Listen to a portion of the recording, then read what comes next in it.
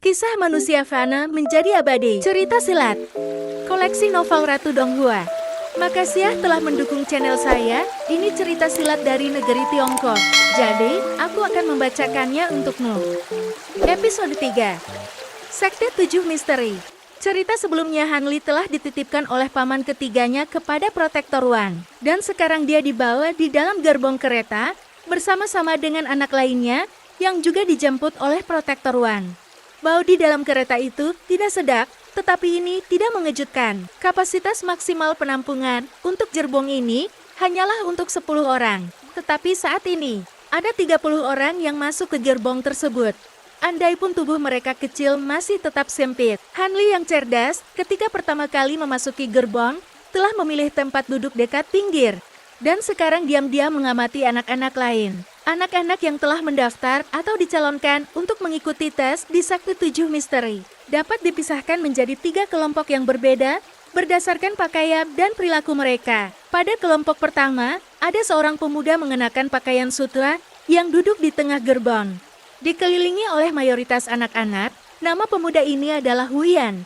Dia berusia 15 tahun, salah satu anak tertua yang duduk di dalam gerbong. Seyugianya, dia bahkan tidak diperbolehkan untuk berada di sini karena usianya sudah melebihi batas. Tetapi salah satu kakak sepupu perempuannya menikah dengan seseorang yang berwenang dalam Sekte 7 Misteri.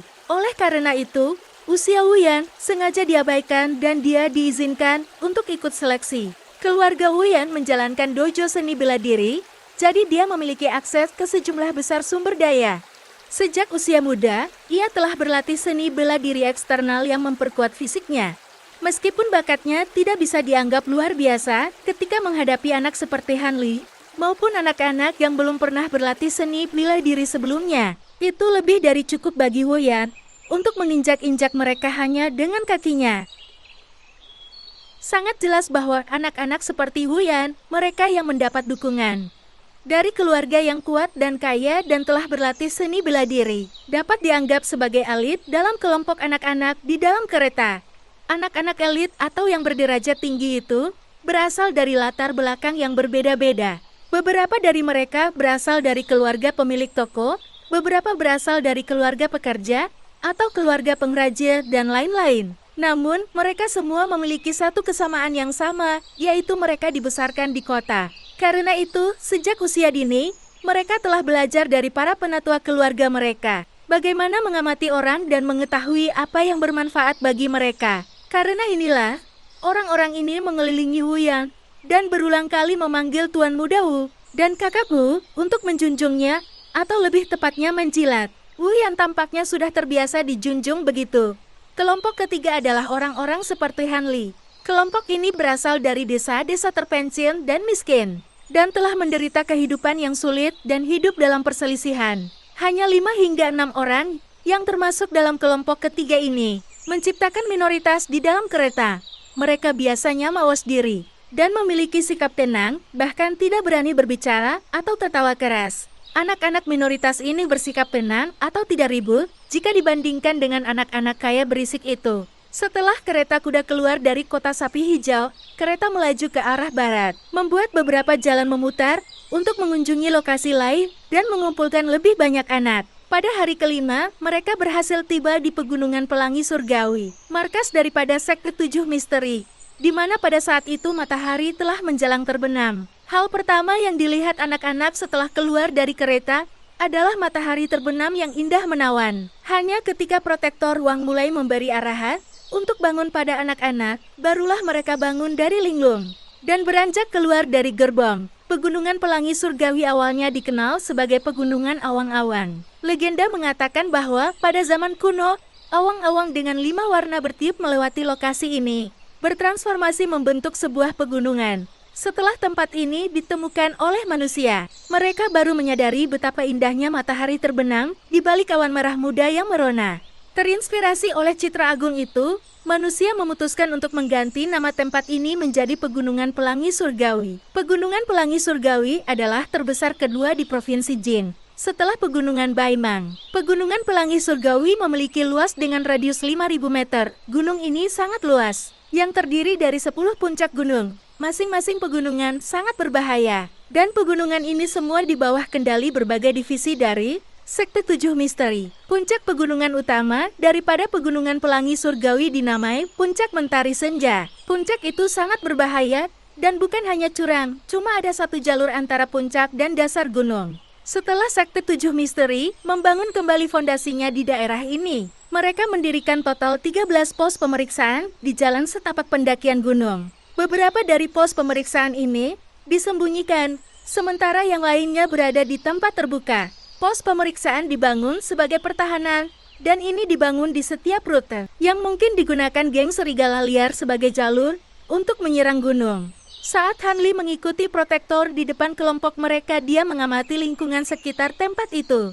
Tiba-tiba protektor berhenti saat sebuah gelombang suara yang ramah dan bersahabat terdengar. Adik Wang, mengapa kamu pulang begitu telat? Kamu terlambat 2 hari dari jadwal. Kepala Divisi Hua, perjalanan kami ke sini tertunda, maaf sudah membuatmu khawatir. Berdiri di hadapan semua anak, Protektor Wang menjawab dengan hormat. Sembari dia membungkukkan tubuhnya kepada seorang lelaki tua berwajah garang. Fasad keras Protektor Wang langsung digantikan oleh ekspresi menjilat. Anak-anak angkatan yang keberapa ini? Ini adalah angkatan yang ke-17. Oh, Kepala Divisi Hui mengangguk-angguk dengan angkuh sembari melihat ke arah Hanli dan anak-anak lainnya.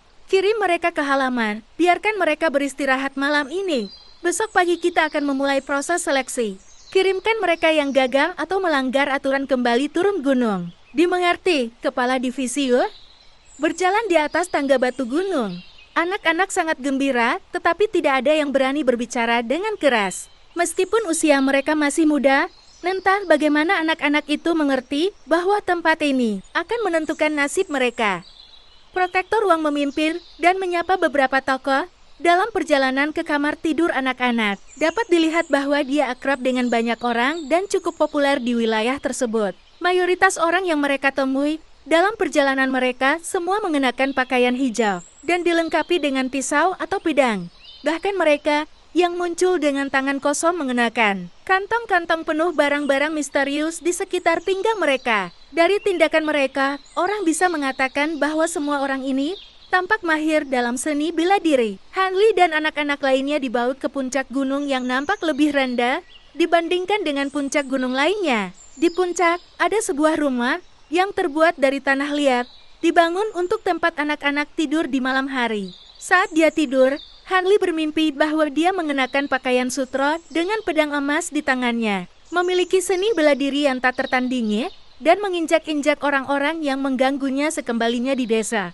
Dia terus bermimpi sampai pagi esoknya, ketika dia dengan enggan bangun mengenang kembali mimpinya yang memuaskan. Protektor Wang tidak membiarkan anak-anak menikmati sarapan, malahan ia membawa semua anak menuruni gunung ke lereng curam yang berisi banyak pohon bambu. Di sana Kepala Divisi Yue dan beberapa pemuda lainnya yang tidak dikenal Hanli sudah menunggu mereka.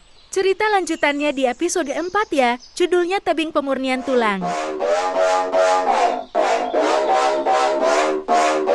Yeah, we're just getting started. I know that you want it, baby, just get on it, ready to go.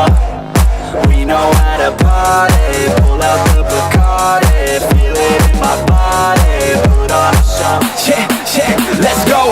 Nah, we ain't never gonna slow down. All the girls looking hot like a hoe down. Everybody going off in my hometown, ready for a showdown. Keep it on the low now. We about to pop off like a bottle. Everybody knows that we're going full throttle. Drinking alcohol, yeah, straight from the nozzle. End of the night, end up horizontal. They know they want something more. They know they want something more. They've never heard us before. They've never heard us before. A sound that's hard to ignore. A sound that's hard to ignore. It's time to even the score. Yeah, we party like the 80s. Yeah, we party like the 80s. Rock and roll and the late. Rock and roll and the late. Getting hella crazy. Getting hella crazy. We gon' party like the 80s. Party like the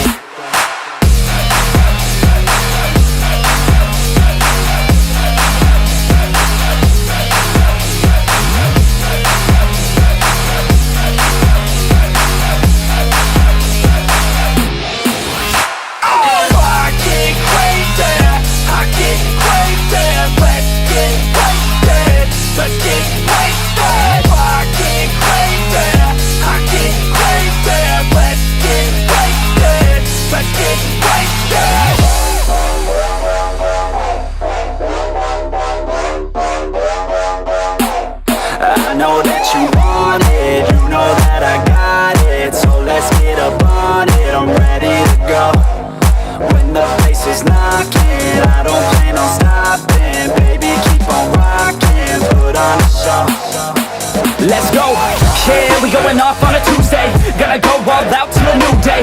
Turn it up so loud, what you say? Got the whole place filled out like a zoo mate. Her parents told her not to stay out too late, but when I come to pick her up, already too late. Where we headed now? Yes, too great. Party down south, get ready for a new stage. They know they want something more. They know they want something more. They've never heard us before. They've never heard us before. A sound that's hard to ignore. A sound that's hard to ignore. It's time to even the score. Yeah, we party like the 80s. Party like the